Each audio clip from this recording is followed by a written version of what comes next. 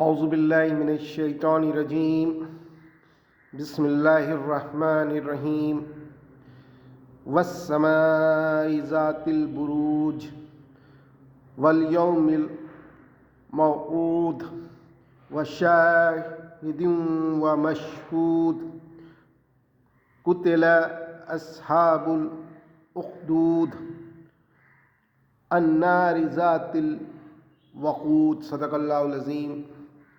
آج انشاءاللہ تعالی اللہ کی مدد سے اور حدیث کی روشنی میں اصحاب الاخدود کے بارے میں بیان کریں گے۔ قرآن حدیث کی روشنی میں یہاں پہ اللہ تعالیٰ قسم کھا رہا ہے، قسم ہے آسمان کی جو بڑا برجوں والا ہے،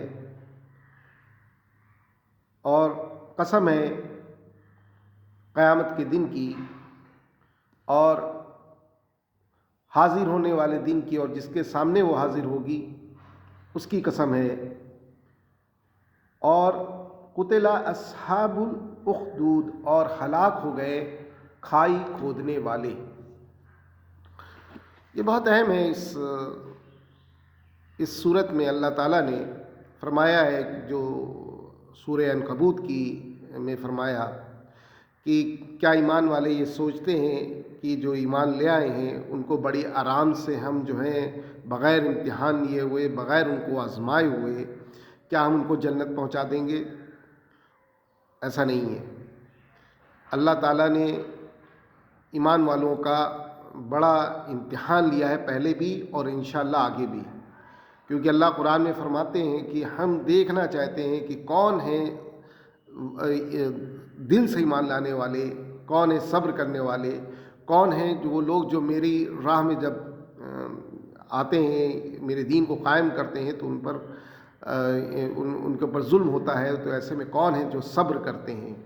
تو یہ بات اہم ہے۔ یہاں پہ اسی طرح کی یہ جو اصحاب اخدود ہے، اس کے بارے میں یہی ہے کہ مسلم شریف کی جو روایت ہے، بڑا تفصیلی روایت ہے، کہ اس میں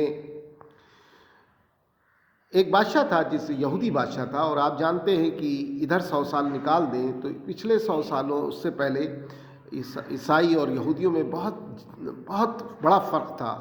اور کیونکہ جس کو یہ پیغمبر مانتے ہیں عیسائی لوگ، اللہ کا بیٹا مانتے ہیں، اس کو یہ جو ہے ناجائز اولاد بھی سمجھتے ہیں یہودی لوگ، اور اس کو مرتد بھی کہتے ہیں، تو بڑا فرق تھا۔ لیکن آج کے زمانے میں ان کی ذہانت و فطانت کا یہ معاملہ ہے کہ انہوں نے عیسائیوں کو اپنی مٹھی میں کر لیا ہے۔ تو یہ اس زمانے کی بات ہے کہ یمن کا بادشاہ تھا، اور اس کے یہاں ایک بہت بڑا جادوگر تھا، اور وہ جادوگر جب بوڑھا ہونے لگا تو اس نے بادشاہ سے کہا کہ مجھے کوئی ایک بہت ذہین لڑکا دیجیے جس سے کہ میں اس کو سکھا دوں تاکہ وہ آپ کے کام آئے۔ تو انہوں نے رعایا میں سے بہت عقلمند ایک لڑکا دیا، اور اس لڑکے کو جادوگر سکھانے لگا۔ لیکن جب وہ آتا تھا تو راستے میں ایک راہب، جو عیسیٰ علیہ السلام کے ماننے والے جو لوگ تھے، وہ راہب بھی ملتا تھا راستے میں، تو وہ لڑکا جو ہے وہ راہب کے پاس بھی بیٹھنے لگا، اور اس جادوگر کے بارے میں دھیرے دھیرے اللہ نے اس کے دل کو کھولا، اور راہب کی باتیں اس پر اثر کیں۔ وہ راہب اس کو ایک اللہ اور عیسیٰ علیہ السلام پہ ایمان لانے کو کہتا۔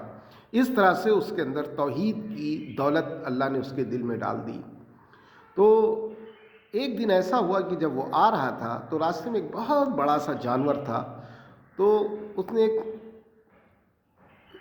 ایک لکڑی، وہ پتھر لیا، تو جب وہ پتھر لیا، اس پتھر لے کر کے بولا، یا اللہ، اگر اس جادوگر کا دین صحیح ہے تو اور اگر اس راہب کا دین صحیح ہے، تو اس نے یوں فرمایا کہ اگر اس راہب کا دین صحیح ہے اور اس جادوگر کا دین غلط راہ ہے، تو اس پتھر سے جانور کو مار دے۔ پڑھ کر کے اس نے یہ کہہ کر کے اس نے اللہ کے نام سے اس جانور کو مارا، جانور مر گیا۔ تو اس کی سمجھ میں آیا کہ یہ اس راہب کا دین صحیح ہے، اور یہ تمام چیزیں دیکھ کر کے جو لوگ وہاں کھڑے ہوئے تھے تو اس کو ولی سمجھنے لگے، مانی یہ اس سے کرامات کا بھی معاملہ داخل ہوتا ہے، کلیئر ہوتا ہے کہ ایک اللہ کا نیک بندہ اللہ سے دعا کرتا ہے اور اللہ اس کو پورا کر دیتا ہے۔ تو لوٹ کر کے اس نے یہ واقعہ راہب کو بتایا، تو راہب نے کہا کہ تم اولیاء اللہ میں سے ہو گئے ہو، اب اللہ تمہاری آزمائش بھی لے گا۔ اسی طرح سے پھر بات آگے بڑھتی گئی اور اس کے پاس لوگ علاج کرانے کے لیے آنے لگے۔ تو جو علاج جب وہ کرتا، جب وہ کہتا کہ تم کہو اللہ ایک ہے اور عیسائی جو ہیں عیسیٰ علیہ السلام اللہ کے رسول ہیں، ایک اللہ پہ، تو لوگ کہتے اور اللہ کی مدد سے وہ ٹھیک کر دیتا۔ یہ اب اتنا زیادہ یہ خبر پھیل گئی کہ دھیرے دھیرے وہ بادشاہ کے پاس پہنچی۔ بادشاہ نے اس کو بلایا تو اس نے وہاں پہ اپنی توحید کی دعوت اس کو بھی دی۔ اس پہ بادشاہ جو ہے بہت ناراض ہوا اور اس نے فیصلہ کر لیا کہ اس کو اب ہم ختم کر دیں گے، نہیں تو میری رعایا بگڑ جائے گی۔ اور یہ بادشاہ یہودی تھا، جو نواس۔ تو اس نے کیا کیا کہ اس کو پہاڑ کے اوپر بھیجا کہ اس سے نیچے گرا کر کے اس کو مار دیا جائے۔ لیکن ہوا یہ اللہ نے اس کو بچا لیا اور باقی لوگوں کو مار دیا۔ اسی طرح سمندر میں اس نے ایک بار ڈالنے کی ڈبونے کی کوشش کی تو وہ بچ گیا، باقی لوگ مر گئے۔ اب بڑا مسئلہ ہوا، راجا کو سمجھ میں نہیں آ رہا تھا بادشاہ کو ہم اس کو کیسے ماریں۔ تو اس لڑکے نے خود اس کو ایک تجویز دی کہ ایسا کرو، تم ساری رعایا کو اکٹھا کرو اور مجھے ایک تیر لو، اس سے کہو بسم اللہ رب الغلام، بسم اللہ رب الغلام، یہ کہہ کہ اگر میرے اوپر تیر مارو گے تو میں مر جاؤں گا۔ تو بادشاہ نے ساری رعایا کو جمع کیا اور پھر اس نے تیر کو بسم اللہ رب الغلام کہہ کر کے مارا اور وہ مر گیا۔ اب جو لوگ وہاں کھڑے ہوئے تھے انہوں نے کہا یہ تو اس کا دین حق پہ، اس سے اتنا متاثر ہوئے کہ سب کے سب لوگ ایمان لے آئے۔ اب جب سب کے سب لوگ ایمان لے آئے تو اب بادشاہ کو اور وہ لگا، اس نے کیا کیا کہ سارے شہر میں بڑے بڑے گڈھے کھدوائے اور ان سب کو اس جلتی ہوئی آگ میں ڈال دیا۔ یہ سارے لوگ جل گئے، اس میں جل کے مر گئے۔ تو یہ اللہ نے ایک طرح سے ایمان والوں کا آزمائش، اب وہ جلے تو دنیا کے سامنے تھے، جو یہ آیت آئی کہ ہلاک ہو گئے، کھائی کھودنے والے مرے وہ تھے، لیکن وہ تو سیدھے جنت میں چلے گئے، آپ کو پتہ ہے۔ تو ایمان جب آپ لاتے ہیں اور دین کا کام کرتے ہیں، آپ کی آزمائش ضرور ہوتی ہے۔ آپ جانتے ہیں کہ کس طرح سے ایمان والوں کو ستایا گیا، کس طرح سے ان کو سزا دی گئی، کس طرح سے ان کے اوپر ظلم کیا گیا۔ یہ ہے اصحاب اخدود۔